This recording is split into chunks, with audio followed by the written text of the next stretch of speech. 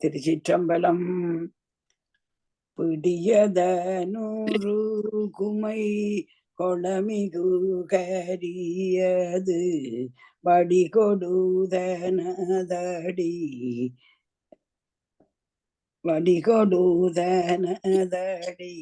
என்ன பாங்கால வருது இல்லை.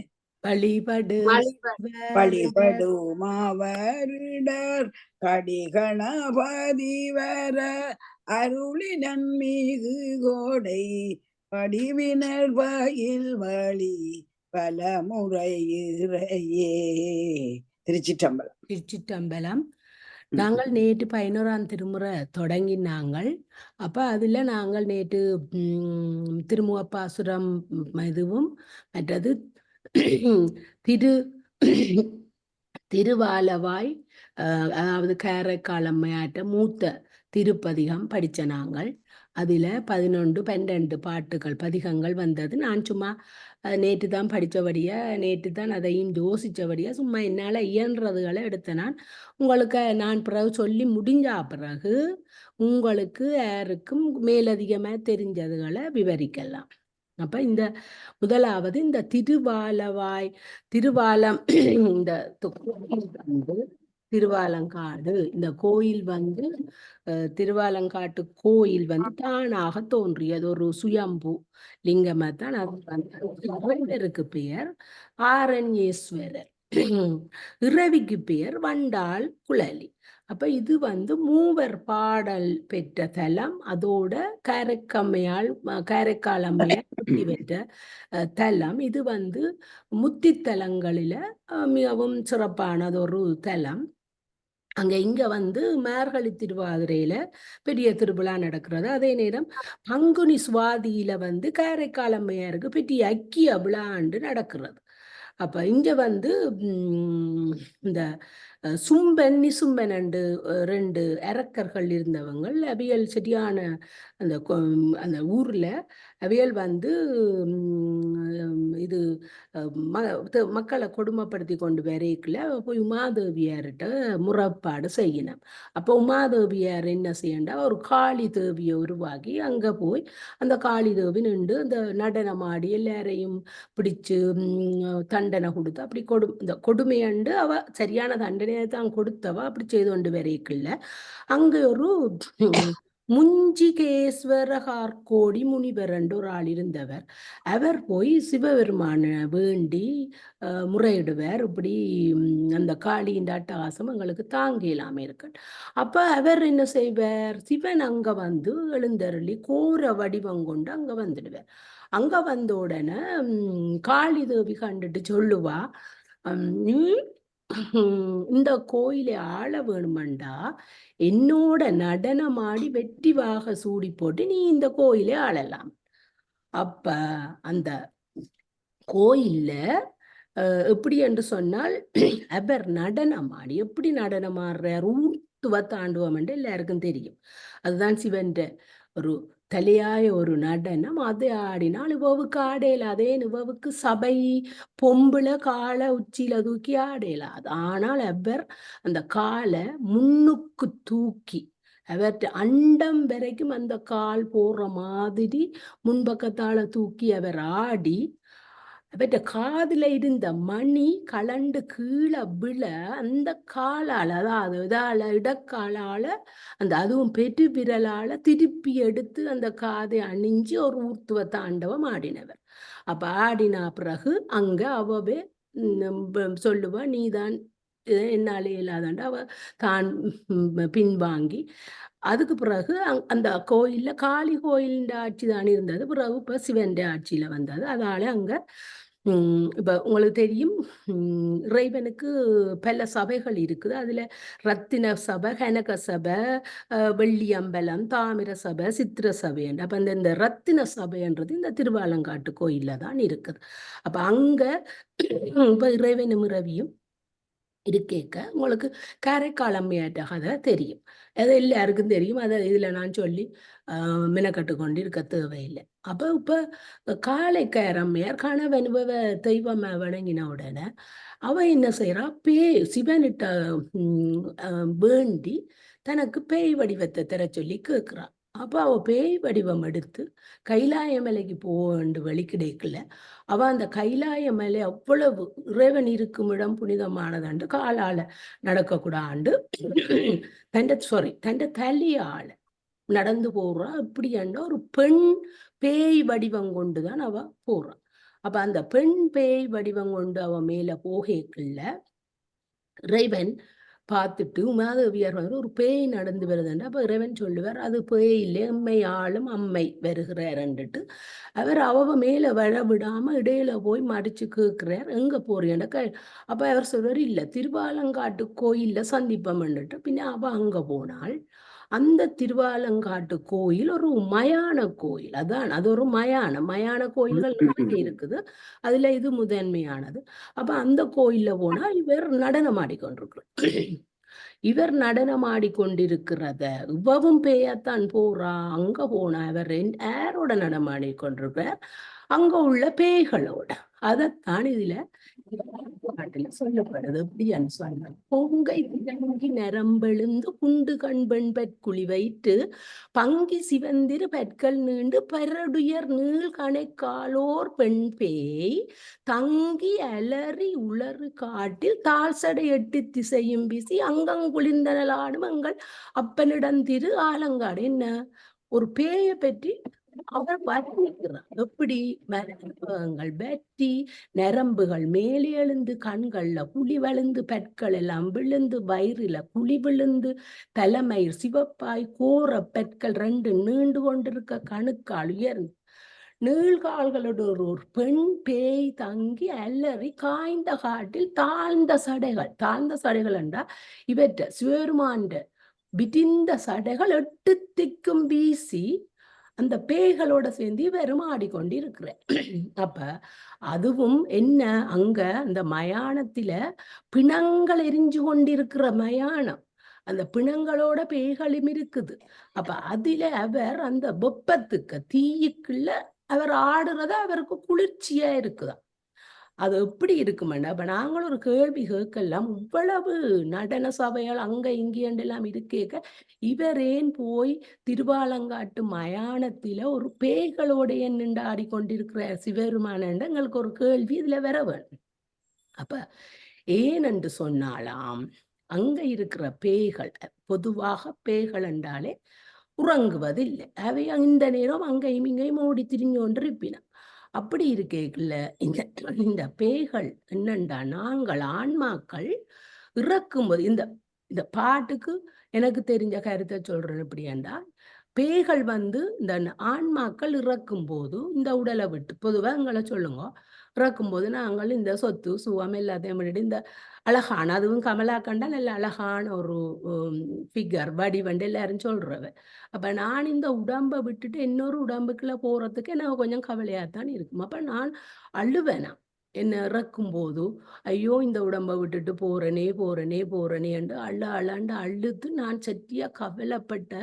அந்த மயானத்துல எங்களை கொண்டு எரிக்கேக்குல்ல. இப்ப எங்க மயானம் எல்லாம் கரண்ட்ல வெளிநாட்டுல அவ மயானத்துல எரிக்கேக்குல்ல. நான் என் உயிர் கிடந்து என் உடம்பை பார்த்து செட்டியா வேதனைப்படுமா. வேதனைப்பட்டு பிள்ளைகள் புருஷன் உற்றார் உறவினர்கள் எல்லாம் வீட்டோட அனுப்பி போடுவினும். பிள்ளை வந்து காட்டோட வந்துடும். அங்க நின்று எரிச்சவையும் விட்டுட்டு வந்துடுவேன். நான் அங்க தனிச்சு போறேன். என் உடலும் என் உயிரும் அங்க தனிச்ச உடனே சிவபெருமான் தானாம் அங்க துணியை அனுப்பேன். அப்ப சிவபெருமான் துணையா அனுக்கி அங்க பேய்களும் இருக்குது. சிவபெருமான் துணையானண்டு என்ன செய்யறாருன்னு சொன்னாலாம், ஒன்றில் எனக்கு வேற பிறவியை தருவார், இல்லாட்டி எனக்கு முத்தி தந்து மோட்சம் அளிப்பார். அப்ப அதுக்காகத்தான் அவர் அங்க நின்று ஆடுறார். அப்ப அந்த பேய்களார் எங்களை போல சிவபதம் அடைந்த பேய்கள்லாம் நின்று அங்கே ஆடுறதாக ஒரு ஒரு கற்பனை. அது உண்மையண்டு எனக்கு தெரியல எந்த அளவுக்கு உண்மையண்டு. அப்ப அந்த பேய்கள் எப்படி ஆடுதுகள் என்று சொன்னா, இந்த அதுகளுக்கு இந்த மயானம் ஒரு பொருட்டல்ல. ஆன்மாக்கள் நின்ற உயும் பொருட்டுத்தான் இறைவன் அங்க நின்று ஆடுறேன். அதைத்தான் அவ சொல்லி இருக்கிறார். சரி, அடுத்த பாட்டு. கள்ளி கவட்டை காலை நீட்டி கடை கொள்ளி வாங்கி மசித்த முத்துமையை வில்ல எழுதி வெடு வெடுவென நக்கு வெருண்டு விலங்கு பார்த்து துள்ளிச் சுடலை சுடுபிணத்தி சுற்றிட முற்றும் சுழிந்து பூழ்தி அள்ளி அவிக்க நின்றாடு எங்கள் அப்பனிடம். அது என்ன இதுல கணக்கமின கடையில நீங்கள் நேற்று படிச்சேன். அப்ப கள்ளிக்கிளைகளுக்கு இடையில காலை நீட்டி கொல்லிக்கட்டைய வாங்கி குளிர்ந்த பேய்கள் என்ன செய்துகளா எடீர கட்டைகளை எடுத்து அதுல இருக்கிற கரியை எடுத்து குழைச்சு கண்ணெல்லாம் மை பூசுதுகளாம். அப்ப பூசின உடனே அது கொல்லிக்கட்டையை எடுக்கல, அது இல்ல நெருப்பு அது இந்த சொக்கையில சுட்டு போடும் பேக்கி. அப்ப அது என்ன செய்யும், அதை வெருண்டு அதை எறிய போக இது எரிகிற வேதனையில அது துள்ளி குதிக்க பேய் அந்த பிணம் எரிகிற பிணத்துக்கு மேல விழுந்துடுமா. அப்ப அந்த எரிகிற பிணத்துக்கு மேல விழுந்தோடனே அது இன்னும் துன்பத்துல தவிக்குது. இந்த துன்பம் காணாண்டு இன்னும் துன்பத்துல. அப்ப அதை தவிக்கிறதுக்கு இது என்ன செய்யுது, வெளியில பறந்தோடி வந்து மண் எல்லாத்தையும் அள்ளி தனக்கு மேல கொட்டுது. அதைத்தான் இந்த இதுல விளக்கம் சொல்லி இருக்கு. உங்களுக்கு பார்த்த சின்ன குறிப்பு கொண்டு மணலை அள்ளி அவிக்க நின்று ஆடுகின்ற. அப்ப அப்படி என்றோன்னு இது துன்பப்படுது. அது என்னத்தை இதுல குறிக்குதுண்டாலாம், இந்த கொல்லிக்கட்டை தான் எங்கட ஆசை. அந்த கொல்லிக்கட்டை தான் எங்களுடைய ஆசையாண்டா அந்த சுட்டது அதுக்கு துன்பம். அப்ப நாங்கள் ஆசையால எவ்வளவு துன்பப்படுறோம். அப்ப இந்த இந்த மை பூசினது அதுண்ட ஆசை.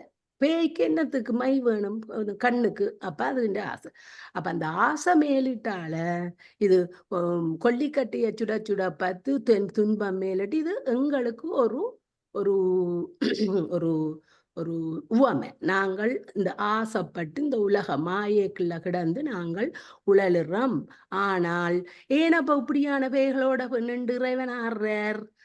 மக்கள் நாங்கள் ஆன்மாக்கள் ஆசை கொண்டு மாயை கொண்டு மாய வேலைக்குள்ள இந்த வாழ்க்கையில சிக்குண்டு வாழுறோம். ஆனா அந்த பேய்களுக்கு என்ன மாயை இல்லை. அதை உணர்த்தான் இந்த கொல்லிக்கட்டை எடுத்து இது மைய பூசின. அதுகளுக்கு அங்க மாயை இல்லை. அதுகள் வந்து சுத்தமான பேய்கள். அதுதான் இறைவன் அவையுடன் அடுத்தது 3வது பாட்டு. என்ன கருத்து சொல்றியா இல்லாட்டி எந்த பாட்டுக்கு கருத்து சொல்ற? வாகை பிரகதை பண்றான் நளினாக்கா. வாகை விரிந்து வெண்ணெற்றொழிப்ப மயங்கூருள் கூர்நடு நாளையாங்கே கூகையோடு ஆண்டலை பாடாந்தை கோடைதன் மேற்குதித்து ஓடு வீசி ஈகை படத்தொலை கள்ளி நீள ஈமமிடு சூடு காட்டகத்தே ஆகும். அப்ப அதுவும் அப்படித்தானே. என்ன பால நிலத்துக்குரிய வாகை மரம். வாகை மரம் எல்லாருக்கும் தெரியும். அந்த வாகை மரங்கள் இந்த சுடுகாட்டின் நிலைமைய சுற்றாடலை வர்ணிக்கிறார் காரைக்காலம் மேயர். எப்படி ஏண்டா அங்கே ஒரு வாகை மரம் நிற்குது, அதிலே அந்த காய்கள் தொங்குது, நாட்டுக்கள். அதுகள் வந்து காஞ்ச உடனே அந்த மணிகள் உள்ளுக்கு இருந்து டிங் டிங் அண்டு காத்தடிக்க சத்தம் கேட்குமா. அப்ப அந்த சத்தம் கேட்ட உடனே அங்க இருக்கிற கூகை, ஆந்தலை என்றது ஒரு பறவை, கூகை. இந்த ஆந்தலை என்ற பறவையும் கூகையும் இந்த பிணங்களை சாப்பிடுமாம். ஆனா ஆந்தை சாப்பிடாது, ஆந்தைக்கு கண் தெரியாது. அப்ப இந்த இந்த காற்று ஒளியில அங்க பிணங்கள் வந்தா இந்த ஆந்தலை அதுகள் ரெண்டும் சத்தம் போட்டு ஓடி போய் இந்த பிணங்களை தின்ன ஆந்த நினைக்குமாம் இது எனக்கு தேவையில்லையாண்டா அது வேற எங்கேயாலும் போயிடும் அப்படியான. ஆனா அதே நேரம் இந்த இந்த பாக மரத்துக்கு ஒரு இங்கிலீஷ்ல ஒரு பேர் இருக்கா, உமன்ஸ் டங் ட்ரீ. அது என்னன்னு சொன்னா இந்த பெண்கள் எல்லாரும் சேர்ந்து கூடும்போது ஊர்க்கதை தானா கதைப்பினம். அது மாதிரி இந்த உமன்ஸ் டங் ட்ரீ அண்டு இந்த பெண்கள் இந்த மரத்துக்கு அதான இங்க வெளிநாட்டுல அதான பெயர் வெளி. அப்ப அது ஒரு பகுதியா அந்த நகைச்சுவையா அதை சொல்ல வேண்டி இருக்குது. அப்ப இந்த இப்ப இந்த வாகை மரம். அடுத்தது 3வது இந்த பறவைகளை பற்றி பிறகு சொல்லி இருக்கு. கள்ளியில் நீழலில் ஈமம் அடுக்கப்பட்ட சுடுகாட்டில் உடல் குளிர்ந்து அந்த கள்ளி மரம் அங்கே ஒன்று இருக்குதா. இப்ப அங்க பாருங்க வாகை மரம் இருக்குது, இந்த 3 பறவைகள் இருக்குது. அப்புறம் 3வது ஒரு நிகழ்ச்சி சொல்லப்படுது, அந்த கள்ளியின் நீழலில் ஈமம் அடுக்கப்பட்ட சுடுகாட்டில் உடல் குளிர்ந்த அனலில் ஆடுகின்ற எங்களப்பல் இருக்குன்னு திருவாலக்காடு. அதாவது இந்த மரத்துக்கு கீழே ஒரு கள்ளி மரம் இருக்குது. கள்ளி மரத்துக்கு கீழே ஒரு ஒரு ஈம கட்டை உண்டு. அதாவது சுடுகாட்டில் அடுக்கப்பட்ட அது வந்து எரிஞ்சு கொண்டு. அப்படி இருந்தும் அங்க இறைவன் என்ன இந்த இடத்துல நின்று அவர் அந்த அனல்ல நின்று ஆடுறார். அவர் அந்த அதாவது ஒரு வட்டமா ஒரு அதுல அந்த இது இருக்கும், தணல் இருக்கும். அந்த தணலுக்குள்ள நின்று ஆடுறது அவருக்கு ஒரு இதா இருக்கும், குளிர்மையா இருக்கும். அப்ப குண்டின் மக்குள் இப்ப இதையும் பார்த்தா எங்களுக்கு இப்ப இதுலயே இந்த கருத்துகள் தோன்றி இருக்கு. இப்ப ஏன் இறைவன் திருவாலங்காட்டில இந்த பேய்களோட நின்று ஆடுறார், மற்றது ஏன் காரைக்கால் அம்மையார் இதை படிக்கிறார்ன்றது இந்த 3 பாட்டுக்குள்ளேயும் வந்துடுது. அப்ப மற்றதுகள் இந்த இதுக்குள்ள உள்ளதே இருக்குது, நாங்கள் அதுகளுக்குள்ள போக தேவையில்லை. ஆனா இதுல தாய் போல இதுல இந்த இந்த பேய்கள் அதுகளுக்கும் இரக்கம் அன்பு இருக்குதுன்றத இந்த 6வது பாட்டுல காட்டுறார். என்ன? விழுது நினைத்தை விழுங்கி விட்டு வெண்தலை மாலை விரவ பூட்டி கழுதுதன் பிள்ளையை காளி என்று பெயரிட்டு சீருடைதாய் வளர்த்து புழுதி துடைத்து முளை கொடுத்து போயின தாயை வரவு காணாது அழுதுருங்கும் புறங்காட்டில் ஆடும் அப்பன் இடம் இன்ன விழுதாக உள்ள உண்டு விட்டு எங்கேயோ ஒரு விழுதா இருக்கிற சாப்பாட்டை இந்த தாய் பேய் சாப்பிட்டுட்டு போய் குழந்தைக்கு பேயானது தன்னுடைய குழந்தைக்கு போய் பால் கொடுக்குதான். பால் கொடுத்து அதுவும் அங்கே அந்த சுடுகாட்டுல சாம்பல்கள் எல்லாம் பறக்கும், அந்த சாம்பல் எல்லாம் பிள்ளையில பட்டுடுமா. அப்ப இந்த பேய் பிள்ளைக்கெல்லாம் துரைச்சு எடுத்து பாலை கொடுத்துட்டு இந்த பிள்ளைய போய் இது நித்திரையாக்கி விடுகுதாம் இந்த பேய். அப்ப அதையும் இதுல வடிவ இந்த காரைக்கால் அம்மையார் இதுல ஒரு பேய் தாய் எப்படி தன் குழந்தை பேயா இதாண்டுமாண்டு. அப்ப இவர் இறைவன் ஏன் போய் காட்டுல நின்று, அதுவும் இந்த திருவாலங்காட்டு மயானத்துல நின்று ஆன்மாக்களுக்காக ஆடுறாருன்றதை இதுல இந்த 7வது பாட்டுல சொல்லி காட்டியிருக்கு. அப்ப அதுதான். மற்றது 10வது பாட்டில நேற்று பார்த்த நாங்கள் துத்தங்கை கிள்ளை விளரிதாம் ஊளை இளி ஓசை பண் கொழுமப்பாடி சச்சரி கொக்கர தக்கையோடு தகுனி தன் துபிதாளம் வீணை மத்தளங்கரடிகை வெண்கை மென்தோல் தமருகம். இப்ப இதுல அந்த மேல இருக்குது எல்லோ என்ன? துத்தம், கைக்கிளை, விளரி, தாரம், உளி, இளி, ஓசை. அது இந்த சப்சஸ்வரங்கள் சரிகம பதனிச. முதலாவது ச ஓசையில தான் ச. ரீ துத்தம். சரி க கைக்கிளை. சரி க ம இந்த உலை. ம சரி க ம ப இந்த இளி. ப த விளரி. சா சரி க ம ப த நி ச. சா சரி, அதுவும் ஓசை. அதான் வந்திருக்கணும். மற்ற 2 சா வர்றபடியா எனக்கு அது அங்கேயும். அப்ப இந்த சரிகம இதுகளை சொல்றதுதானா இந்த துத்தம், கைக்கிளை, விளரி. இதுல அதுக்கு இறைவன் அந்த தாளத்துக்கு ஏற்ற மாதிரி இவ்வளவு இசை வாத்தியங்களை, தமருகம், கடகை, வன்கை, அதுகள் மத்தளம், தாளம், வீணை அதுகளை கொண்டு ஆடுற இடம் இந்த இதான். அப்ப இதுல இப்படி இந்த 10 பாட்டிலையும் காரைக்கால் அம்மையார் என்னத்துக்காக 10-11 பாட்டுகளையும் என்னத்துக்காக இதுல கொண்டு பாடியிருக்கிறான்றத நான் ஒரு என்னால எடுக்கக்கூடியதை, என்னால விளங்கக்கூடியது. இது ஒரு திருஞான மூவர்களாலும் பாடப்பெற்றதெல்லாம். இது அதோட இந்த மூத்த திருப்பதிகம் எப்படி என்று சொன்னால் திருப்பதிகம், பதிகம் என்றதையே முதல் அம்மையார், காரைக்கால் அம்மையார் தான் படித்ததும். அதே நேரம் அதோட இசை இறைவன் ஆட அவற்ற ஆட்டத்துக்கேற்ற இசையோட காரைக்கால் அம்மையார் படித்ததும் முதல் ஏற்பட்டது.